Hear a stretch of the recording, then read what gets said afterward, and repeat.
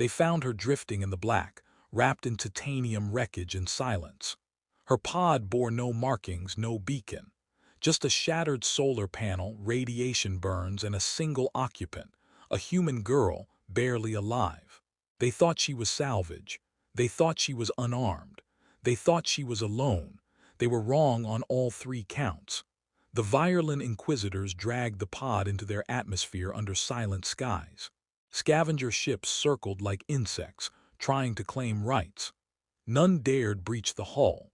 The last time someone tried, the automated defense system inside had vaporized their boarding team in under 4 seconds, without firing a shot. So they cut the air feed, let her suffocate, let her brain die a little. That would break her resistance, but she didn't die, she slept. She woke strapped to a slab of obsidian in the Virulent Citadel. No cuffs, no guards. Just pressure fields and a dozen red lights blinking in sequence above her chest. She said nothing, did nothing, not even a flinch. The lead interrogator, Vethzer, clicked his claws twice and leaned in. Your vessel was off the charts. Your body's laced with neural encryption. You're not military, you're not diplomatic, so what are you? She blinked. He raised a long finger, lowered it toward her temple. You won't survive mental extraction, but perhaps you don't need to. Perhaps pain is enough. She looked him dead in the eye and said her first words. Start with the pain, you'll get nothing else. Virulent data nodes lit up. The council wanted answers. How had she survived atmospheric breach? Why were her bones reinforced with trace diamond nanofiber? Why did her body hold a dormant quantum relay? And above all, why did she smile when they said Earth didn't know she was missing? One analyst, a young Virulent data savant, noticed something in the telemetry from the wreck. A single anomaly, barely detectable, a microburst signal encoded inside a false distress loop, hidden beneath a digital heartbeat. It had been sent before the pod was captured, but not by her. Sir, the analyst whispered to Vethzer, that pod wasn't damaged, it was meant to be found. Vethzer hissed, annoyed. By whom? Before the analyst could answer, every orbiting satellite on the Virulent world glitched simultaneously. High above, something blinked in from FTL. No engine signature, no ID tag, no silhouette that matched known design. Just a shape, still, silent, waiting. The humans call it a watchship, a vessel that never speaks, never transmits, never moves until it's time. On the planet below, she sat calmly as the red lights blinked faster. She knew what was coming. She had counted every second since the last sync. She wasn't a scout. She wasn't a prisoner. She was the signal. And Earth was already moving. The watchship didn't move. It simply existed, anchored in space like a black needle aimed straight at the Virulent homeworld. No lights, no signal, no name, just presence. Vethzer stood on the Citadel's high spire, staring up through the shield dome. What is that? No one answered. Even the orbital defense AI refused to lock onto it, not because it couldn't, because it wouldn't. On the third orbit, a weapons array from the Virulent defense grid powered up. A warning laser pulsed toward the object. It didn't hit, not because it missed, because the laser was bent, curved around the ship like water around stone. That's when the Inquisitor General ordered a full scan. The scan returned one result.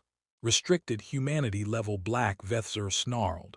Send a fleet, surround it, wake the Grand Council. This is an act of war. Back in the Citadel, the human girl sat on the stone slab. She looked up, smiled. They're still not moving, she whispered to the silent ceiling. A red light blinked once, twice, 3 times. 6 ships closed in on the watchship.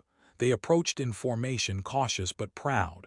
The Virulents didn't believe in retreat, especially not from a silent enemy. Their lead vessel hailed it repeatedly. Unknown vessel, you are in violation of sovereign orbit. Power down and identify immediately. Nothing. This is your final warning. The watchship still didn't move. Instead, it opened. Not in a physical sense. Just a shift, like something impossible turning 1 degree more real.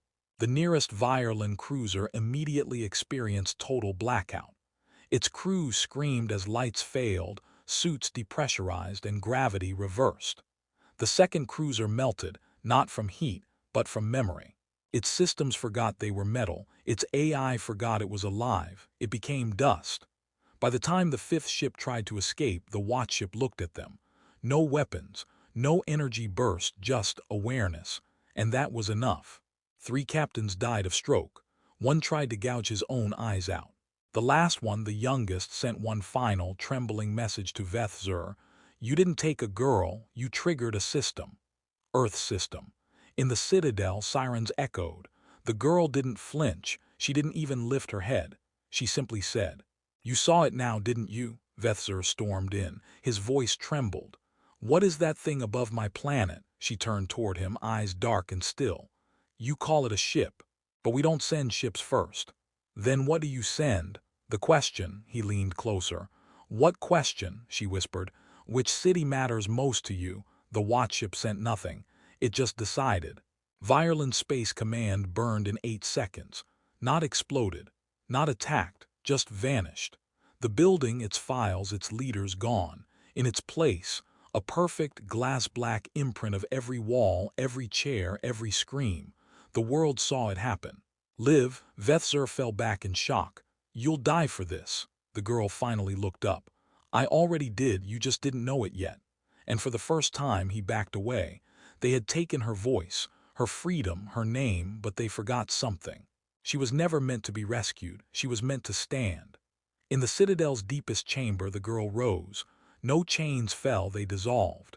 No alarms sounded, they silenced. She wasn't larger, stronger, armed, she just stood. And the Virelands watching her from behind armored glass, officers, scientists, soldiers stumbled back.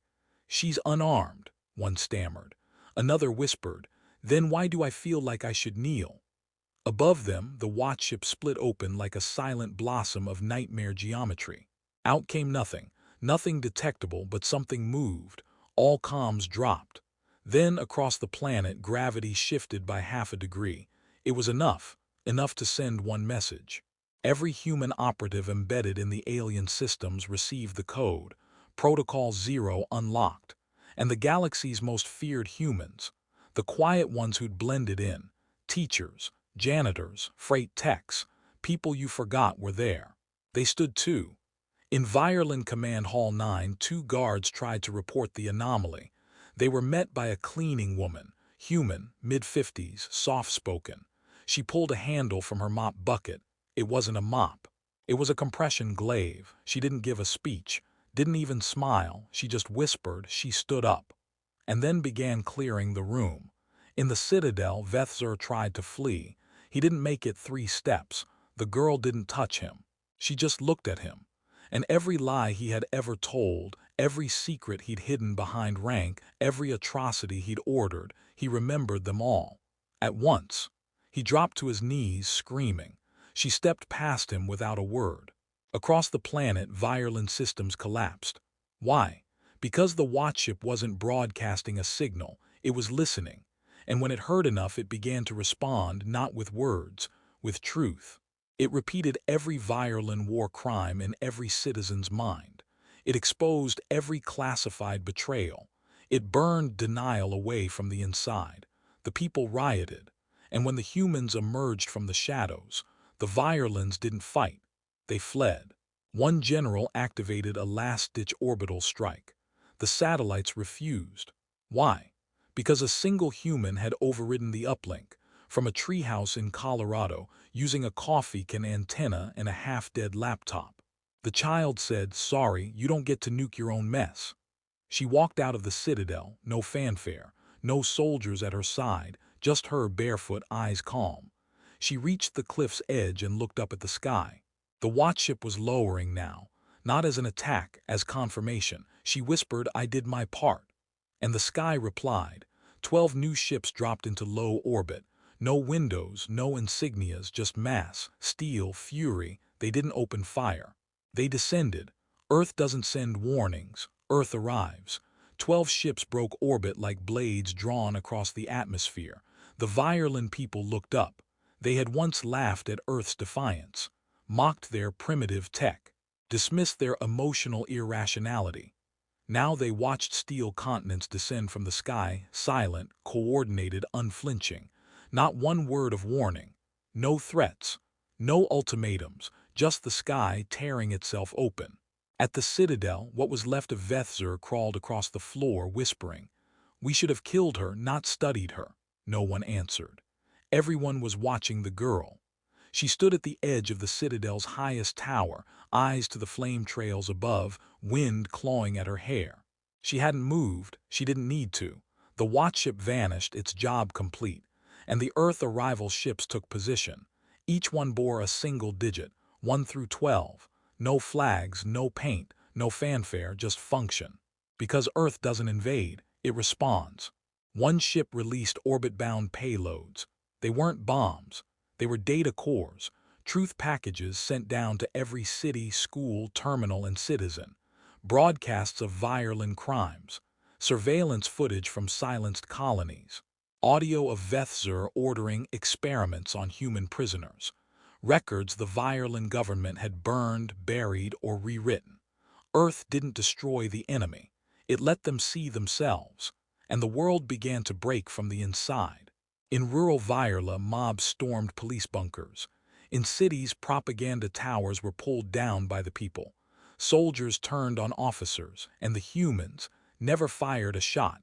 They landed anyway, not soldiers, responders. Medical, infrastructure, communications, translators, engineers. The people of Earth didn't come to burn Viola. They came to take her back. The girl was gone from the tower when the responders reached it. In her place, a single sigil carved into the stone, one word, witness. No one could find her after that. Some say she left with the watchship. Others say she's walking still, barefoot, fire-eyed, somewhere in the rubble of empires. Others say she returned to Earth, nameless and quiet, slipping back into the streets she left behind. But one thing is agreed upon. When Earth answered her silence, they didn't come to save her. They came to make sure no one would ever need saving like that again. Years later, at the Galactic Council, a new seat remained forever empty. It bore a simple plaque, for the one they thought was alone. And above it, projected in quiet orbit, 12 ships, still waiting, because Earth didn't conquer, Earth remembered.